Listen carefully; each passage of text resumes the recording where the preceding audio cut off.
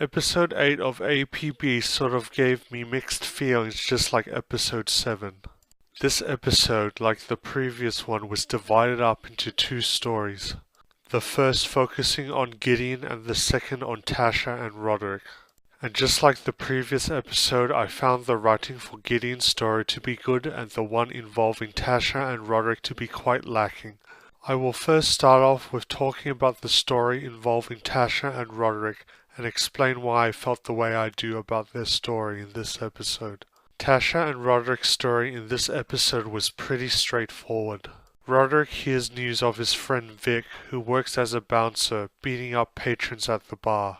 At first Roderick doesn't believe it, then later on the truth is revealed that Vic is indeed beating up patrons and Roderick is forced to arrest his friend. This story had the opportunity to give more background on Roderick. However, all we were shown was that Roderick and Vic served tours together and that Vic wanted to be a police officer. Like the previous episode, Tasha and Roderick's story appears to be nothing more than filler content in this episode, which is even more unfortunate because I felt the same way in the previous episode. The story involving Gideon in this episode fortunately proved to be more entertaining and had an unpredictable twist halfway through.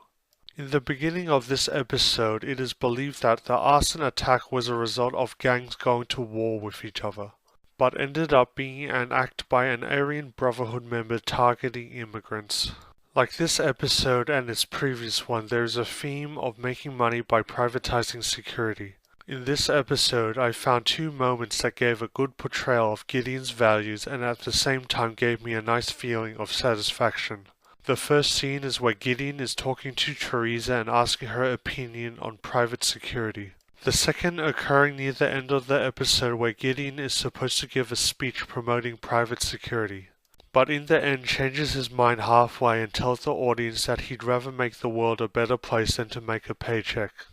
After seeing this episode and the last one, I have come to the conclusion that the greatest strength of the writing in this show is the writing involving Gideon and his technology, and the weakest to be the stories involving Tasha and Roderick.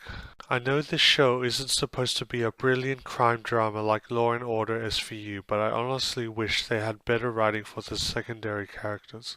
There were some good parts in this episode and some that could use more work. Since this show has different writers for different episodes, I am eager to see if there are any writers in the future that can produce better writing for the secondary characters.